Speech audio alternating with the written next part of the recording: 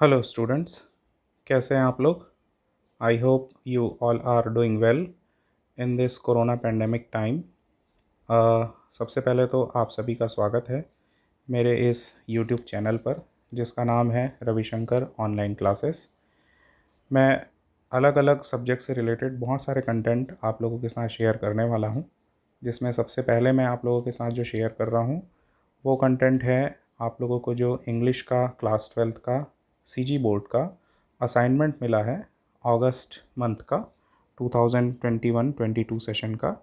उसको आज हम डिस्कस करने वाले हैं यहाँ पर। बेसिकली मैं आप लोगों को इस असाइनमेंट का एक गाइड और एक सोल्यूशन प्रोवाइड कर रहा हूँ।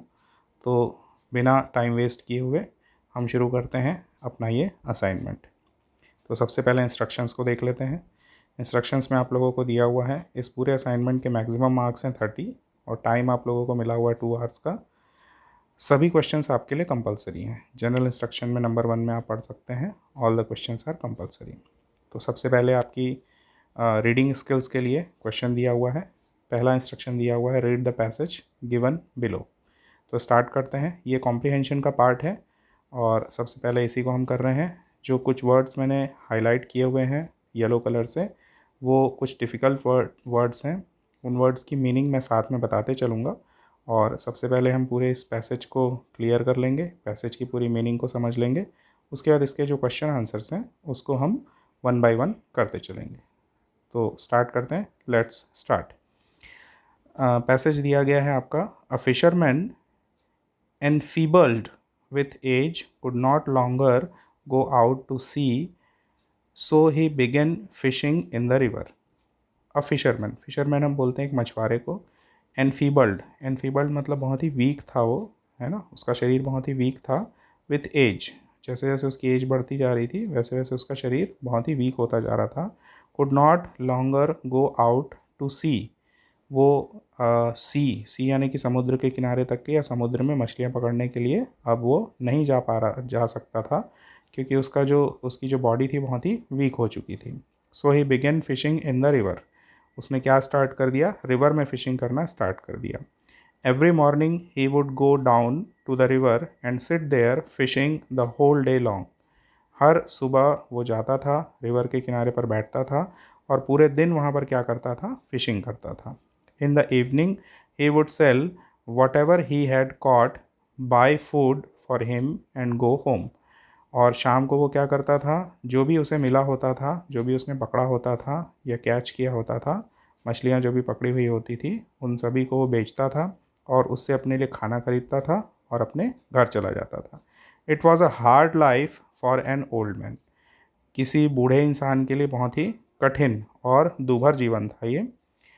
One hot afternoon, while he was trying to keep awake and bemoaning his fate, a large bird with silvery feathers alighted on a rock near him. On one afternoon, एक दोपहर की बात है, while he was trying to keep awake, जब वो जगने की कोशिश कर रहा था, and bemoaning his fate, bemoaning का अर्थ होता है mourning यानी दुखी होना। वो अपने किस्मत पे या अपनी किस्मत को कोस रहा था या उस पर दुखी था। उसी समय a large bird with silvery feathers alighted on a rock near him, उसी समय एक बड़ा सा पक्षी, एक बड़ी सी बर्ड जिसके फेदर्स यानी पंख जो हैं सिल्वर कलर के थे, अलाइटेड on the rock near him, उसके पास आकर के जो चट्टान थी या रॉक थी उस पर वो उतरी। अलाइट होने का मतलब होता है, अलाइटेड यानी होता है उतरना। इट वॉज काहा, वो जो बर्ड थे उसको हम क्या कह रहे हैं, उसका नाम क्या है, काहा। द हेवनली बर्ड, हेवनली यानी बड़ी बर्ड थी, वो भारी बर्ड थी। उस बर्ड ने कहा, have you know one two care for you grandpa, ask the bird. यानी उस बर्ड ने उस बूढ़े इंसान से पूछा, have you know one two care for you, क्या आपका ध्यान रखने के लिए, आपकी देखभाल करने के लिए कोई नहीं है, ग्रैंडपा यानी दादाजी।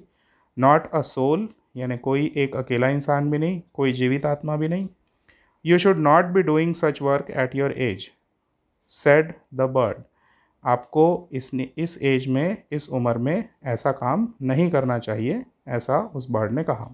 From now on I will bring you a big fish every evening, आज से मैं आपके लिए एक बड़ी सी मछली लाऊंगी हर शाम को। You can sell it and live in comfort. आप उसको बेच सकते हैं और उसके बाद उससे जो पैसे आएंगे उससे आप आराम से कंफर्टली आप रह सकते हैं। True to her word, the bird began to drop a large fish at his doorstep every evening। यानी अपने शब्दों को सच करते हुए वो जो बर्ड थी उसने क्या किया, हर शाम को उनके डोर स्टेप पे, जो ओल्ड मैन था उसके डोर स्टेप पे, ओल्ड फिशरमैन के डोर स्टेप पे, दरवाजे पर क्या किया, उसने एक बड़ी मछली ला करके रखना शुरू किया। All that the fisherman had to do was take it to the market and sell it। Fisherman को क्या करना था, केवल उसको लेकर के जाना था मार्केट और वहाँ पर क्या करना था, सेल करना था, बेचना था। As big fish were in great demand, he was soon rolling in money। क्योंकि बिग फिश, बड़ी मछलियाँ जो थी वो क्या थी, डिमांड में थी, यानी बहुत ज़्यादा डिमांड थी उनकी। ही was soon rolling in money. He was soon rolling in money. Rolling in money का अर्थ होता है, रोलिंग इन मनी आगे भी हम देखेंगे, आपके इस असाइनमेंट में पूछा हुआ इसका मीनिंग। रोलिंग इन मनी का मतलब होता है बहुत ज़्यादा रिच होना या बहुत ज़्यादा पैसे कमाना, ठीक है। तो he was soon rolling in money, वो बहुत ज़्यादा पैसे कमा रहा था। He bought a cottage near the sea with a garden around it and engaged a servant to cook for him. उसने क्या किया, उन पैसों से एक कॉटेज, एक झोपड़ी खरीदी, कहाँ पर, सी के किनारे पर, with a garden around it, उसके चारों तरफ एक गार्डन था, and engaged a servant to cook for him. एक सर्वेंट भी उसने रखा जो उसके लिए खाना बनाता था। His wife had died some years earlier. उसकी जो पत्नी थी, फिशरमैन की जो पत्नी थी, वो कुछ साल पहले ही गुजर चुकी थी, मर चुकी थी। He had decided to marry again and began to look for a suitable woman. उसने डिसाइड किया कि वो फिर से शादी करेगा और उसके लिए वो एक सुटेबल वुमेन, यानी सही जो उसकी लाइफ पार्टनर है उसकी वो तलाश कर रहा था। तो पैराग्राफ जो है हमारा, एक फर्स्ट पार्ट जो है आपके कॉम्प्रिहेंशन का, रीडिंग स्किल का फर्स्ट पैराग्राफ यहाँ पर कंप्लीट हुआ। सेकंड में आप क्या देख सकते हैं, one day he heard the royal courtier make an announcement. एक दिन उसने देखा कि एक रॉयल कोर्टियर मतलब हम बोल सकते हैं उसको शाही दरबारी। शाही दरबारी यानी दरबार का जो आदमी होता है वो। तो royal courtier make an announcement, उसने, रॉयल कोर्टियर ने क्या किया, एक अनाउंसमेंट किया। क्या अनाउंसमेंट किया, our king has news of a great bird called काहा, सेड द कोर्टियर। हमारे किंग के पास, हमारे राजा के पास न्यूज़ है, खबर है, किसके बारे में, एक ग्रेट बर्ड के बारे में। ग्रेट बर्ड का नाम क्या है, काहा है। सेड द कोर्टियर, ऐसा उस कोर्टियर ने कहा, यानी दरबारी ने कहा। Whoever can give information about this bird and help catch it will be rewarded with half the gold in the royal treasury and half the kingdom। ठीक है, जो भी इस बर्ड के बारे में जानकारी देगा और उसको पकड़ने में मदद करेगा, will be rewarded, उसको क्या दिया जाएगा, पुरस्कार दिया जाएगा। कितना पुरस्कार, half the gold in the royal treasury, यानी जो शाही दरबार है, शाही खजाना जो है उसके, उसमें जो सोना है उसका आधा हिस्सा, एंड हाफ द किंगडम यानी राजा का जो राज्य है, किंग का जो किंगडम है उसका आधा हिस्सा। The fisherman was sorely tempted by reward. जो फिशरमैन था वो क्या था, मतलब रोमांचित था। एक तरफ से मतलब सोरली कहना चाहिए, बहुत ही ज़्यादा रोमांचित था ये बात सुन करके, रिवॉर्ड के बारे में सुन करके। Half the kingdom would make him a prince. उसने सोचा कि आधा राज्य उसे क्या बना सकता है, प्रिंस बना सकता है, राजकुमार बना सकता है। अब तीसरे पार्ट में आते हैं हम, पैराग्राफ में, तीसरे पैराग्राफ में। Why does the king want the bird, he asked. उसने उस कोर्टियर से पूछा, फिशरमैन ने कोर्टियर से पूछा कि why does the king want the bird, यानी राजा को उस बर्ड की क्या ज़रूरत है। He has lost his site, explain the courtier. उस कोर्टियर ने, दरबारी ने समझाया कि राजा ने क्या किया है, लॉस्ट हिज साइट, यानी उसकी आंखें चली गई हैं, आंखों की रोशनी चली गई है। A wise man had advised him to bathe his eyes with the blood of Kaha. एक किसी बुद्धिमान व्यक्ति ने राजा को ये सलाह दी है कि आप अपनी आँखों को क्या करें, आँखों को जो काहा नाम का बर्ड है उस बर्ड के, किससे, उस बर्ड के जो खून है, ब्लड है, उससे आप उस अपनी आँखों को क्या कीजिए, बेद कीजिए, यानी उससे धोइए या उससे स्नान कीजिए। Do you know where she can be found, no I mean no. Torn between greed and his sense of gratitude to the bird, the fisherman could not give a coherent reply। अब उसने पूछा courtier ने do you know where she can be found, यानी क्या तुम जानते हो कि कहाँ पर उस बर्ड को हम खोज सकते हैं या पा सकते हैं। No I mean no no, ऐसा किसने कहा, ऐसा फिशरमैन ने कहा, नहीं नहीं मैं नहीं जानता। Torn between greed and his sense of gratitude to the bird. अब ग्रेटिट्यूड का क्या मतलब होता है, ग्रेटिट्यूड का मतलब होता है कि आभार, एक प्रकार की कृतज्ञता, है ना। और वो क्या हुआ था, जो आपका फिशरमैन था वो फंसा हुआ था किसके बीच में, एक तरफ से उसको लालच भी था कि अगर वो उस बर्ड के बारे में बता देता है तो वो प्रिंस बन सकता है, रॉयल ट्रेजरी का आधा गोल्ड उसको मिल जाएगा और किंगडम भी यानी राज्य भी आधा मिल जाएगा। लेकिन दूसरी तरफ वो उस बर्ड के कृतज्ञता यानी आभार यानी ग्रेटिट्यूड के तले भी दबा हुआ था, क्योंकि वो जब कुछ नहीं कर सक रहा था, कमा भी नहीं सक रहा था, खाने के लिए भी उसके पास कुछ नहीं था, उस समय उस बर्ड ने उसकी मदद की थी। तो इन दोनों के बीच में वो फंसा हुआ था। The fisherman could not give a coherent reply, coherent यानी तुरंत, जो फिशरमैन था उसने तुरंत कोई भी रिप्लाई नहीं किया। The courtier sensing that he new something about the bird informed the king, जो कोर्टियर था, दरबारी था, उसने समझ लिया, अंदाज़ा लगा लिया, भांप लिया कि वो जो फिशरमैन है वो कुछ ना कुछ जानता है बर्ड के बारे में। इन्फॉर्म द किंग, उसने इसकी खबर राजा को दे दी। The king had him brought to the palace, king ने क्या किया, उसको अपने पैलेस पर बुलाया, राजमहल में बुलाया। फोर्थ पैराग्राफ क्या है, if you have information about the bird tell me urge the king, अगर तुम्हारे पास बर्ड के बारे में कोई भी जानकारी है तो मुझे बताओ, ऐसा किंग ने बोला उसको या अर्ज किया, उससे प्रार्थना की। I will reward you handsomely and if you help catch her I will personally crown you king of half my domain. I will reward you handsomely, मैं तुम्हें बहुत सारा रिवॉर्ड दूंगा, हैंडसमली यानी पर्याप्त या बहुत सारा रिवॉर्ड दूंगा। And if you help catch her, अगर तुम मेरी मदद करते हो उस बर्ड को पकड़ने में, I will personally crown you king of half my domain, यानी मेरे राज्य का जो आधा हिस्सा है उसका राजा मैं तुम्हें खुद बनाऊंगा। तो I will get the bird for you cried the fisherman suddenly making up his mind. उसी समय जो बूढ़ा आदमी था, बूढ़ा जो मछुआरा था, फिशरमैन था, उसका दिमाग चेंज हो गया, सडनली उसने अपना माइंड चेंज कर लिया और उसने बोला I will get the bird for you. वो उसने कहा कि मैं आपके लिए बर्ड को पकड़ सकता हूँ, ला सकता हूँ। बट काहा इज़ स्ट्रॉन्ग, वो जो काहा जो बर्ड है वो काफ़ी बड़ा पक्षी है, बड़ा बर्ड है, तो वो स्ट्रॉन्ग है। आई विल नीड हेल्प, मुझे मदद की ज़रूरत होगी। The king send a dozen soldiers with him, king ने क्या किया, राजा ने क्या किया, डजन यानी लगभग एक दर्जन सोल्जर्स को, सिपाहियों को उसके साथ भेजा। That evening when the bird came with the fish the fisherman called out to her to wait, जैसे ही उस शाम को वो पक्षी जो है, काहा जो है, उसके दरवाजे पर पहुंचा, फिशरमैन के दरवाजे पर, फिशरमैन ने क्या कहा, उसको दरवाजे पर ही वेट करने के लिए बोला और कहा you drop the fish and go and I never get a chance to thank you for all that you have done for me. मतलब हमेशा तुम आते हो, फिश को ड्रॉप करते हो और फिर तुम चले जाते हो। आई नेवर गेट अ चांस मतलब मुझे कभी भी मौका ही नहीं मिला कि मैं तुम्हारा शुक्रिया अदा कर सकूं, तुमको थैंक यू कह सकूं, ठीक है, जो भी तुमने मेरे लिए किया। ही सेड, ये फिशरमैन ने ऐसा कहा। Today I have laid out a feast for you inside, आज मैंने तुम्हारे लिए एक दावत, एक फीस्ट रखी है, इनसाइड मतलब उसके कॉटेज के अंदर।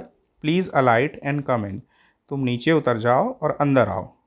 काहा was reluctant to accept the invitation but the fisherman plead so earnestly that she finally gave in and अलाइटेड।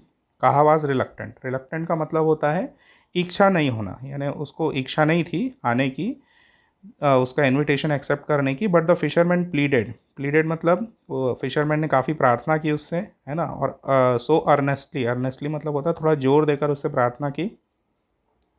That she finally gave in and अलाइटेड, तो फाइनली वो कहा ने क्या किया, चलो उसकी बात मान ली, एंड अलाइटेड उतर गया वो।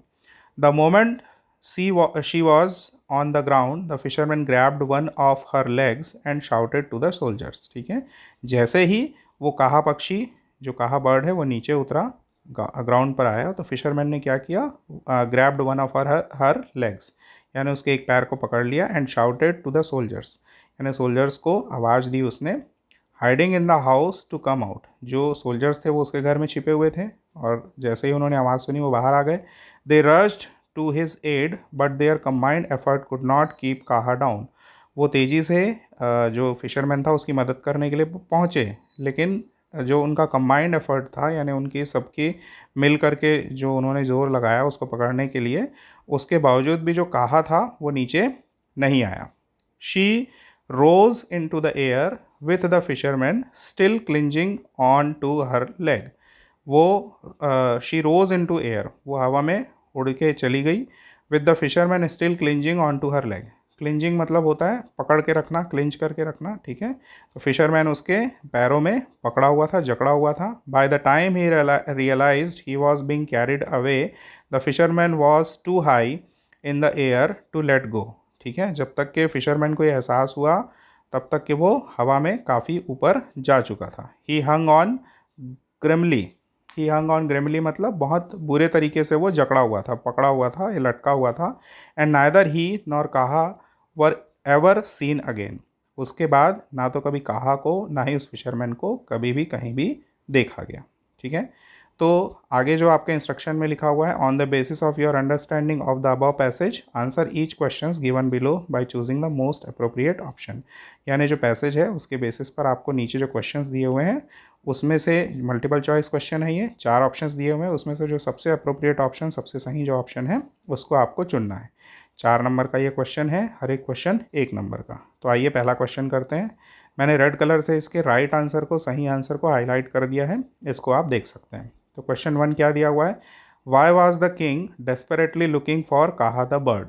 यानी किंग जो था वो काहा जो बर्ड थी उसके लिए बहुत डेस्परेटली, यानी बहुत क्या बोलना चाहिए, व्याकुलता से उसकी तरफ, मतलब उसको क्यों देख रहा था, क्यों चाहता था उस बर्ड को। तो क्या क्या ऑप्शन दिया हुआ है, the king wanted a pet bird, यानी किंग को एक पेट बर्ड चाहिए थी।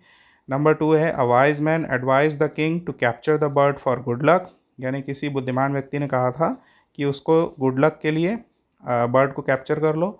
नंबर 3 है, काहा was the only heavenly bird with silvery feathers, काहा जो थी वो एक अकेली बर्ड थी, बड़ी बर्ड थी जिसके सिल्वर फेदर्स थे। 4th ऑप्शन है, the king was blind and required Kaha's blood for his eyes. तो पैसेज के अकॉर्डिंग जो सबसे अप्रोप्रिएट आंसर है वो नंबर 4 है, the king was blind. King की आई साइट चली गई थी, ब्लाइंड था वो, और उसको किसी वाइज मैन ने एडवाइस किया था कि अगर वो अपनी आइज़ को बेद करता है, धोता है, किससे, काहा के ब्लड से, तो शायद उसकी रोशनी वापस आ जाए। तो आंसर नंबर 4 जो है क्वेश्चन 1 का वो सबसे अप्रोप्रिएट लग रहा है यहाँ पर। क्वेश्चन नंबर 2 देखिए, why did the bird volunteer to bring fish for the old man. ठीक है, जो बर्ड थी उसने क्यों वॉलंटियर किया, वॉलंटियर मतलब क्यों अपने से होकर के ये इच्छा जताई कि वो क्या कर सकती है, उस फिशरमैन के लिए क्या ला सकती है, फिश ला सकती है और उसकी हेल्प कर सकती है। तो क्या क्या ऑप्शन है, नंबर 1 है, the old man was inexperienced at fishing, fishing में जो ओल्ड मैन था उसको कोई एक्सपीरियंस नहीं था। Number 2, the bird took pity on the old man and wanted to help him, bird को उस पर क्या आ गई, दया आ गई ओल्ड मैन के ऊपर, फिशरमैन के ऊपर, और वो उसकी मदद करना चाहती थी। द बर्ड, नंबर 3 है, the bird had caught more fish than required, bird ने क्या किया था, जितनी उसको ज़रूरत थी उससे ज़्यादा ही फिशेस को पकड़ लिया था, कैच कर लिया था। नंबर 4 है, the bird wanted to make the old man rich, यानी बर्ड जो थी वो ओल्ड मैन को क्या बनाना चाहती थी, रिच बनाना चाहती थी। तो चारों ऑप्शंस में से सबसे अप्रोप्रिएट ऑप्शन नंबर 2 है, the bird took pity on the old man and wanted to help him, bird को क्या हुआ था, फिशरमैन को देख करके बहुत दुख हुआ था और वो उसको हेल्प करना चाहती थी। नंबर 3 है, what led the courtier to sense that the fisherman might know something about Kaha. अब जो कोर्टियर था, दरबारी था, उसको ऐसा कैसे महसूस हुआ कि जो फिशरमैन है वो काहा के बारे में कुछ ना कुछ जानता है। तो इसके 4 ऑप्शन कौन कौन से हैं, नंबर 1 ऑप्शन है, the courtier had observed Kaha alight at the fisherman's house every evening, यानी कोर्टियर को ये पता चल गया था या उसने ऑब्जर्व किया था, देखा था कि काहा जो है वो फिशरमैन के हाउस में हर शाम को क्या करता है, उतरता है। ये नंबर 1 ऑप्शन है। नंबर 2 ऑप्शन है, the courtier had seen the fisherman talk to Kaha, यानी कोर्टियर ने, दरबारी ने फिशरमैन को देख लिया था काहा से बात करते हुए, ये नंबर 2 ऑप्शन है। नंबर 3 ऑप्शन है, the fisherman fumbled when asked about काहा, यानी फिशरमैन को जब काहा के बारे में पूछा गया, ही फंबल्ड यानी थोड़ा सा हिचकिचाया बोलने में, उसकी जो बात थी या कहने में उसको कुछ हिचकिचाहट हुई, तो उसको हम बोलते हैं फंबल्ड हुआ।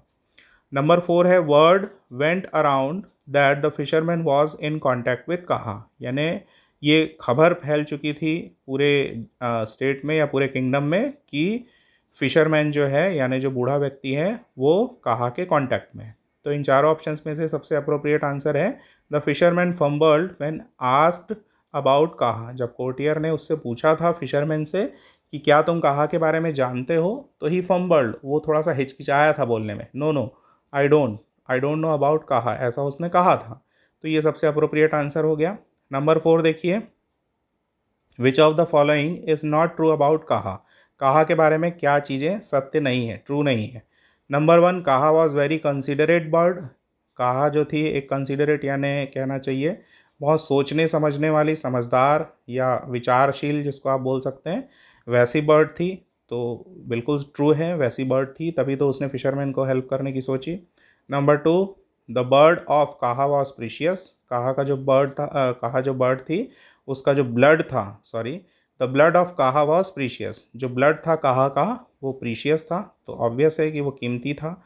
काहा वॉज अ स्ट्रॉन्ग बर्ड, एक स्ट्रॉन्ग बर्ड भी थी। नंबर 4 आपका ऑप्शन है Kaha saved the fisherman from king's wrath, यानी जो राजा का अत्याचार था या राजा का जो क्रोध था उससे फिशरमैन को काहा ने बचाया था। तो ये जो ऑप्शन है नंबर 4 ऑप्शन, वो ज़्यादा अप्रोप्रिएट नहीं लग रहा है, इसलिए इन चारों में से जो ट्रू नहीं है काहा के बारे में वो ऑप्शन नंबर 4 है। इसके बाद हम आ जाते हैं सेकंड पार्ट में, answer the following questions briefly. ये जो क्वेश्चंस हैं इनके आंसर्स आपको देने हैं, ध्यान दीजिएगा। Questions, answer the following questions briefly, यानी शॉर्ट में आपको आंसर देना, ब्रीफ में आंसर देना है, क्योंकि एक एक नंबर के 4 क्वेश्चन हैं। तो क्वेश्चन नंबर 5 आपको क्या दिया हुआ है, देख सकते हैं। क्वेश्चन का आंसर मैंने ग्रीन कलर से हाईलाइट किया हुआ है। Y did the fisherman stammer when asked if he knew about the bird, यानी फिशरमैन ने स्टैमर क्यों, स्टैमर करना, फंबल्ड करना, ये लगभग मिलता जुलता इनका मीनिंग है। स्टैमरिंग यानी कि वो हकलाया थोड़ा सा। When asked if he knew about the bird, यानी जब उसको पूछा गया कि क्या तुम बर्ड के बारे में कुछ जानते हो, तब वो थोड़ा सा हकलाया, उसको हेजिटेशन हुई बोलने में। तो आंसर क्या होगा इसका, ऐसा क्यों हुआ, क्यों वो हकलाया, है ना भाई। तो इसका आंसर क्या हो जाएगा, answer is the fisherman stammered because he was trapped between his grid and gratitude towards the bird काहा। फिशरमैन जो था वो स्टैमर्ड हुआ, हकलाया, थोड़ा झिझका बोलने में, क्यों, बिकॉज ही वॉज ट्रैप्ड, वो फंसा हुआ था, किस किस चीज़ों के बीच में फंसा हुआ था, बिटवीन हिज ग्रीड, एक तरफ तो उसका लालच था कि उसको आधा राज्य मिल जाएगा और आधा जो रॉयल ट्रेजरी है वहाँ का गोल्ड मिल जाएगा, और दूसरी तरफ उसका ग्रैटिट्यूड, किसका ग्रैटिट्यूड, काहा जो बर्ड थी उसके लिए उसका जो ग्रैटिट्यूड था, उसका आभार जो था, क्योंकि काहा बर्ड ने उसकी बहुत बुरे समय में मदद की थी। तो ये दोनों चीज़ों के बीच में वो फंसा हुआ था, कौन, फिशरमैन, इसलिए वो उसने स्टैमर किया, यानी वो बोलने में हकलाया, बोलने में झिझका।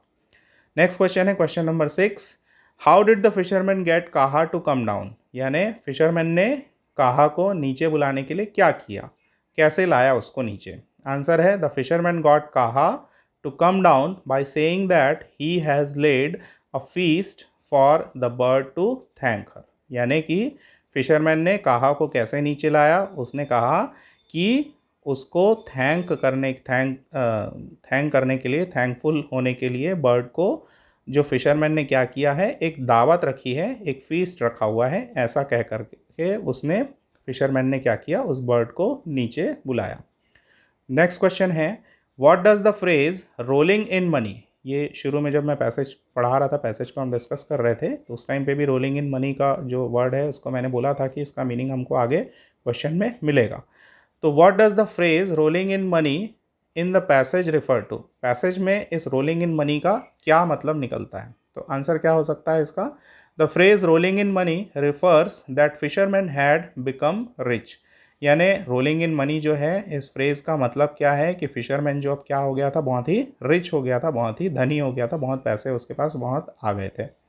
नेक्स्ट जो क्वेश्चन है, क्वेश्चन नंबर 8 कहता है, पिक आउट द वर्ड्स और phrases from the passage which are opposite in meaning to the following, ठीक है, आपको क्या करना है, ऐसे वर्ड्स या ऐसे फ्रेजेस को पैसेज से पिक करना है, चुनना है जो अपोजिट हैं, किसमें, in meaning to the following, यानी जो नीचे वर्ड्स दिए हुए हैं उनके अपोजिट वर्ड्स को आपको पैसेज से सर्च करना है, पिक करना है। तो पहला वर्ड है टेक ऑफ। टेक ऑफ का मतलब होता है, जैसे प्लेन्स के प्लेन होती हैं, एरोप्लेन्स वगैरह होती हैं, तो वो टेक ऑफ करती हैं। टेक ऑफ करना यानी कि रनवे से ऊपर की तरफ उड़ना, एरोड्रम से ऊपर की तरफ उड़ना, तो वो कहलाता है टेक ऑफ। तो उसका उड़ने का उल्टा क्या होगा, नीचे उतरना। तो नीचे उतरने से जुड़ा हुआ जो वर्ड है इस पूरे पैसेज में वो है अलाइटेड। तो टेक ऑफ का अपोजिट हो जाएगा अलाइटेड। फिर नेक्स्ट जो वर्ड है वो आपका रिलीज्ड। रिलीज यानी किसी चीज़ को क्या करना, छोड़ना। तो छोड़ने का उल्टा है यहाँ पर जो पैसेज में वर्ड है वो है कैच। कैच करना यानी कि पकड़ना। तो रिलीज्ड का उल्टा हो जाएगा, ये पैराग्राफ 4 में आप देख सकते हैं, रिलीज्ड का उल्टा क्या हो जाएगा, कैच करना। ठीक है, नेक्स्ट आपका है लिटरेचर पार्ट। लिटरेचर पार्ट आप लोगों ने किया हुआ है, जो आपकी बुक है फ्लेमिंगो क्लास 12 के लिए इंग्लिश की एनसीईआरटी की प्रेस्क्राइब्ड बुक है, उसमें जो सबसे पहला लेसन है ना भाई, बहुत सारे लेसन हैं, तो उनके जो आपके असाइनमेंट के अकॉर्डिंग आपका जो फर्स्ट लेसन है जिसका नाम ही है द लास्ट लेसन, और एक पोइट्री का पार्ट है जो आपका है my mother at the age of 66। ठीक है, तो ये दो जो चैप्टर्स हैं या दो जो एक प्रोज का पार्ट है, एक पोइट्री का पार्ट है, इनको आपको करना है। तो इसमें से लिटरेचर पार्ट में से जो क्वेश्चन पूछे गए, क्या इंस्ट्रक्शन है उसके लिए, आंसर क्वेश्चन नंबर 9 कहता है answer the following questions in about 30 to 40 words each. ये क्वेश्चन 2 नंबर के हैं, 4 क्वेश्चन हैं और इसको आपको आंसर करना है 30 to 40 वर्ड्स में। देखते हैं पहला क्वेश्चन क्या है। What was friends expected to be prepared with for school that day. ये सबसे पहला क्वेश्चन था हमारे चैप्टर का, द लास्ट लेसन का। तो क्या पूछा गया, फ्रेंड से क्या एक्सपेक्ट किया गया था, किस चीज़ के लिए प्रिपेयर्ड रहने के लिए एक्सपेक्ट किया गया था फॉर स्कूल दैट डे, यानी जिस दिन वो स्कूल जा रहा था, जिस डे की बात की गई है चैप्टर में, तो उस दिन उसको किस चीज़ के लिए प्रिपेयर्ड रहना था। तो आंसर है friends was expected to be prepared for the rules of the use of participles for the school on that day. Friends से ये एक्सपेक्टेड था कि वो प्रिपेयर्ड रहेगा किस चीज़ के लिए, rules of the use of participles. Participles grammar का एक पार्ट होता है, तो उसका यूज़ कैसे किया जाए, उसके जो रूल्स होते हैं उनके बारे में फ्रेंड्स को प्रिपेयर्ड रहना था उस दिन जिस दिन वो स्कूल जा रहा था। नेक्स्ट क्वेश्चन है while passing from the town hall what did friends see. जब वो टाउन हॉल से पास हो रहा था कौन, फ्रेंड्स, तो उसने क्या देखा। आंसर आप दे सकते हैं, friends saw crowd gathered in front of the bulletin board trying to read the notice written on it। Friends ने क्या देखा, क्राउड गैदर्ड, क्राउड यानी भीड़, गैदर्ड थी, इकट्ठी थी, in front of the bulletin board, bulletin board के सामने, trying to read the notice written on it, यानी वो क्या कर रही थी, जो भीड़ थी वो जो नोटिस लगा हुआ था नोटिस बोर्ड पे उसको पढ़ने की कोशिश कर रही थी। नेक्स्ट क्वेश्चन है who is the author of the lesson, the last lesson, यानी इस लेसन का जो लास्ट लेसन नाम है उसका ऑथर कौन है। तो the author of the lesson last lesson is Alphonse Daudet. ठीक है, यानी इस जो लेसन के जो राइटर हैं या ऑथर हैं वो कौन है, अल्फोंस डाउडेट। ठीक, नेक्स्ट क्वेश्चन है what changes did the order from Berlin cause in school that day, यानी बर्लिन से जो नया ऑर्डर आया था उसने उस दिन स्कूल में क्या क्या चेंजेस लाए थे, यानी स्कूल में क्या क्या चेंजेस आए थे ये आपको देखना है। तो आंसर क्या हो सकता है, there was no bustle at the school. Bustle मतलब शोर शराबा जो होता था पहले बेंचेस या डेस्क में जो आवाज़ें आती थी या बच्चों का जो शोर शराबा होता था, तो वैसा कुछ भी बसल वहाँ पर नहीं था स्कूल में। Mister M Hamel the class teacher was very calm kind and well dressed on that day and elders of village came to thank Mr. M. Hamel for his dedicated service in teaching in school। ठीक है, mister M Hamel जो generally थोड़े से क्या होते थे, मतलब उनके हाथ में रूल रहता था हमेशा, वो स्ट्रिक्ट टाइप के टीचर थे, लेकिन उस दिन वो कैसे दिख रहे थे, काम दिख रहे थे और काइंड दिख रहे थे, दयालु दिख रहे थे। And he was well dressed, well dressed मतलब उन्होंने बहुत अच्छे तरीके से उस दिन कपड़े पहने हुए थे। ऐसा वो अक्सर किस में करते थे, या तो किसी इंस्पेक्शन में जाते थे, निरीक्षण में जाते थे, या फिर किसी पुरस्कार समारोह में कोई एक अवार्ड सेरेमनी होती थी, ऐसे टाइम पर वो ऐसे ड्रेस पहनते थे। लेकिन उस दिन उन्होंने वैसा ड्रेस पहना हुआ था, तो वो थोड़ा सा अलग था मिस्टर एम एम एल के बारे में। और एल्डर्स यानी जो कहना चाहिए गांव के जो बूढ़े बुजुर्ग व्यक्ति थे वो लोग आए हुए थे उस दिन, कहाँ पर, स्कूल में आए हुए थे। क्या करने के लिए? मिस्टर एम एम एल को थैंक करने के लिए, यानी उनका शुक्रिया अदा करने के लिए, for his dedicated service in the teaching in school. ठीक है, जो उन्होंने अपने 40 ईयर्स का जो उनका सर्विस था स्कूल में, उन्होंने अपनी टीचिंग के लिए 40 ईयर्स का जो सर्विस दिया था उसके डेडिकेशन के लिए वो लोग थैंक करने के लिए, शुक्रिया अदा करने के लिए मिस्टर एम एम एल को आए थे। तो ये सारे चेंजेस जो थे उस दिन स्कूल में दिखाई दिए। किस वजह से? बर्लिन से जो ऑर्डर आया था उसकी वजह से। नेक्स्ट क्वेश्चन है, answer any one of the following questions in about 120 to 150 words. यानी आपको जो क्वेश्चंस दिए जा रहे हैं नीचे, उनका आंसर आपको 120 to 150 वर्ड्स में आपको आंसर करना है। Each question will carry 6 marks, यानी एक क्वेश्चन जो होगा आपका वो कितने मार्क्स का होगा? 6 मार्क्स का होगा। तो पहला आपको बोला गया है attempt a character sketch of mister M M L, यानी मिस्टर एम एम एल जो टीचर थे उनका आपको एक कैरेक्टर स्केच बताना है, यानी उनके कैरेक्टर को डिस्क्राइब करना है, कैसा उनका चरित्र था। तो इसको हम डिस्क्राइब इस तरीके से कर सकते हैं। क्या हो सकता है आंसर आपका? Mister M M L was a strict, disciplined and dedicated teacher. He wanted that villagers could at least learn to read and write their mother tongue because French was the most beautiful language in the world according to him। ठीक है, mister M M L वैसे तो बहुत ही strict थे, ठीक है, कड़क स्वभाव वाले थे, कड़क मिजाज वाले थे, डिसिप्लिन थे, अनुशासित थे, एंड डेडिकेटेड टीचर, यानी अपने काम के प्रति एकदम समर्पित थे, ऐसे टीचर वो थे। He wanted that villagers could at least learn to read and write their mother tongue. ठीक है, वो चाहते थे कि जो विलेजर्स थे, यानी एल्सेक जो विलेज था वहाँ के जो लोग थे, एल्सेक और लॉरेन जो विलेज थे, है ना, वहाँ के जो लोग थे वो कम से कम क्या कर सकें? अपनी मदर टंग को लिखना और पढ़ना जान जाए। उनकी मदर टंग क्या थी? फ्रेंच थी, क्योंकि फ्रांस का हिस्सा था वो। तो जो टीचर थे मिस्टर एम एम एल, उनके अकॉर्डिंग फ्रेंच जो भाषा थी, यानी फ्रांसीसी जो भाषा थी, वो वर्ल्ड की, पूरे विश्व की सबसे सुंदरतम भाषा थी, यानी ब्यूटीफुल लैंग्वेज थी। तो वो चाहते थे कि वहाँ के लोग, स्थानीय निवासी, लोकल पीपल जो थे, वो लोग कम से कम अपनी मदर टंग को, अपनी मातृभाषा को सीखें और पढ़ें, पढ़ना लिखना वो जानें। एक तो ये उनका करेक्टर का पार्ट था। दूसरा क्या उनका करेक्टर का पार्ट है? The behaviour towards French and villagers on last day shows that mister M Hamel was a kind person. यानी लास्ट डे जो फ्रेंच के लिए और विलेजर्स के लिए जो उनका बिहेवियर था, किसका? मिस्टर एम एम एल का, वो ये शो करता है, वो ये बताता है कि mister M M L basically अंदर से क्या थे? काइंड पर्सन थे, दयालु इंसान थे।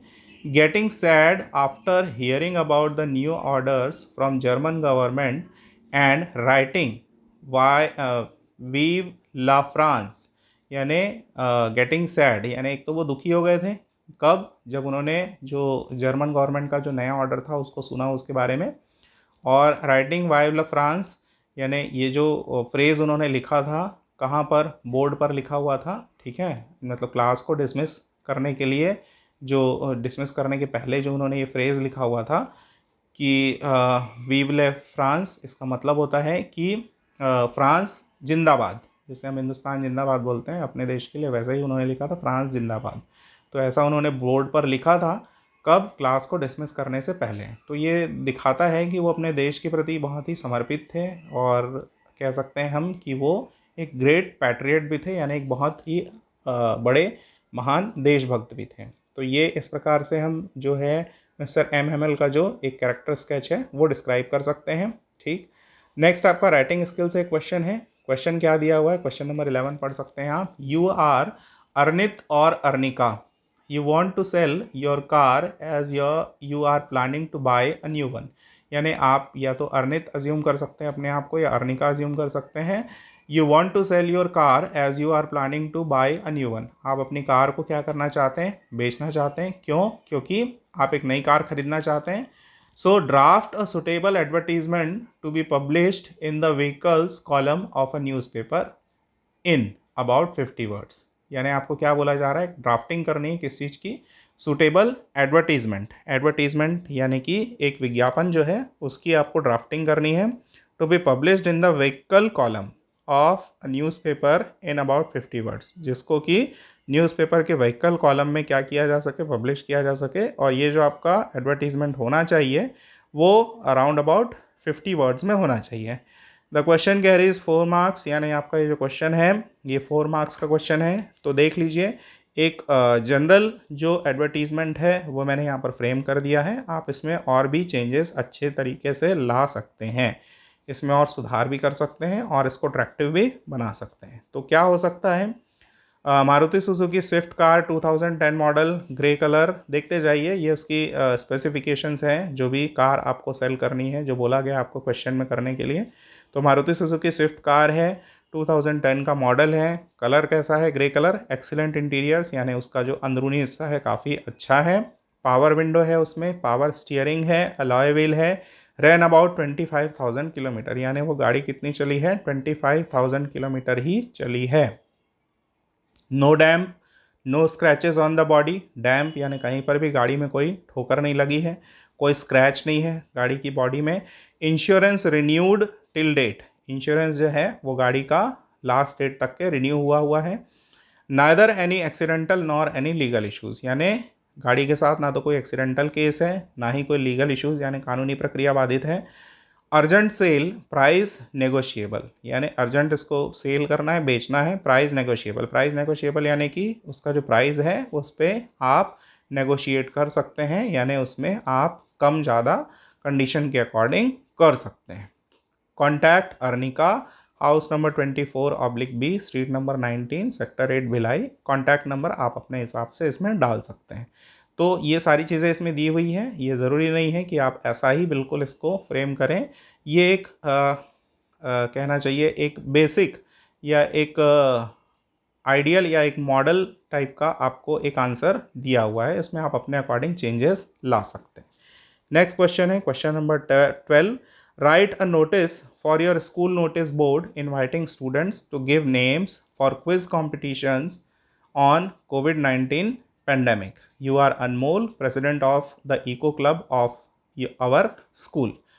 This question also carries 4 marks. तो देख सकते हैं क्या करना है, राइट अ नोटिस, आपको क्या लिखना है, एक नोटिस लिखना है for your school notice board, अपने स्कूल के नोटिस बोर्ड के लिए, inviting students to give names for quiz competition on COVID-19 pandemic. आपको स्टूडेंट्स को इन्वाइट करना है और उनको अपने नाम देने के लिए कहना है, किस चीज़ के लिए, क्विज कंपटीशन के लिए, जो किस टॉपिक पर बेस्ड होगा, COVID-19 पैंडमिक पर।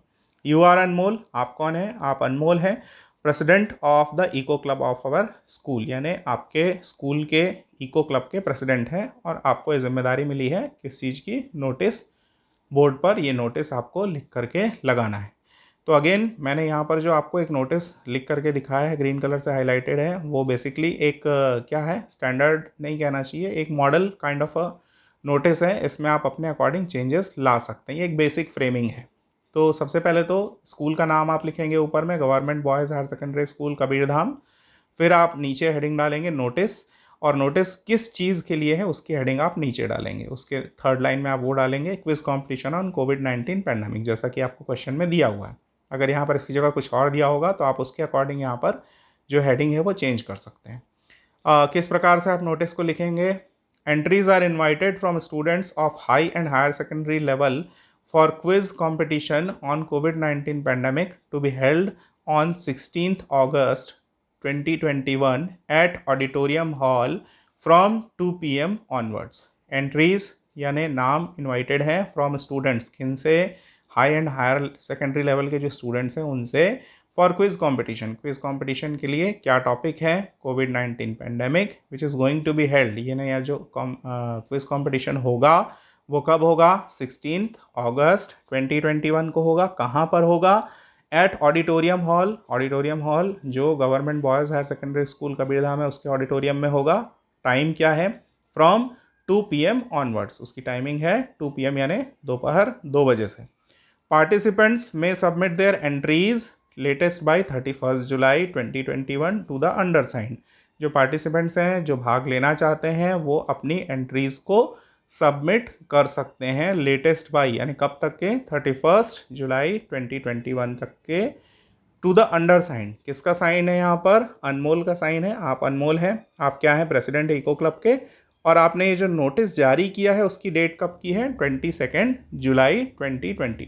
तो आपको नोटिस लिखते समय ये सारी चीज़ों का ध्यान रखना है, किस बारे में नोटिस है, उस चीज़ को आपको अच्छे से हाईलाइट करना है नोटिस में, हर एक बेसिक डिटेल को आपको देना है। जैसे कि इसमें क्विज़ कंपटीशन के बारे में बोला गया, क्विज़ कंपटीशन किस टॉपिक पर है, किस डेट को होगा, कहाँ पर होगा, कितने बजे से होगा, जो पार्टिसिपेंट्स हैं वो अपनी एंट्रीज लास्ट कब तक के सबमिट कर सकते हैं, ठीक है, और ये नोटिस आप किस दिन रिलीज़ कर रहे हो, ये सारी चीज़ों को आपको स्पेशली ध्यान देना ज़रूरी है। तो किसी भी टॉपिक पे आपको अगर नोटिस लिखने के लिए आता है तो ये एक बेसिक फ्रेमिंग है, इस तरीके से आप नोटिस को लिख सकते हैं। ये नोटिस किससे रिलेटेड है, स्कूल एजुकेशन या फिर कोई एक आप किसी फंक्शन को ऑर्गेनाइज कर रहे हैं उससे रिलेटेड ये आपका नोटिस है। अलग अलग टॉपिक पे नोटिस होते हैं जिसको आगे आप लोग पढ़ेंगे अपने सिलेबस में। तो with this we come to the end of this presentation. इसके साथ हम इस प्रेजेंटेशन के एंड पर आ जाते हैं गाइज। तो ये जो मैंने आप लोगों के लिए सोल्यूशन लाया है, आई hope you all will like it, आप लोग इसे पसंद करेंगे। आगे भी मेरी कोशिश रहेगी कि जो भी सब्जेक्ट्स मुझसे बनेंगे या जो मैं सब्जेक्ट्स लेता हूँ उन सब्जेक्ट्स पे आपको असाइनमेंट का सल्यूशन या जो भी टॉपिक्स हैं उनके वीडियो लेक्चर्स आपको प्रोवाइड करता रहूँ। तो आप लोगों से मेरी ये उम्मीद है कि आप लोगों को ये जो प्रेजेंटेशन है काफ़ी पसंद आया होगा। तो इसी के साथ थैंक यू, शुक्रिया। और जाने से पहले please like, subscribe and share my channel, यानी ये जो मेरा चैनल है उसको लाइक करिए, सब्सक्राइब करिए और शेयर करिए। Thank you very much.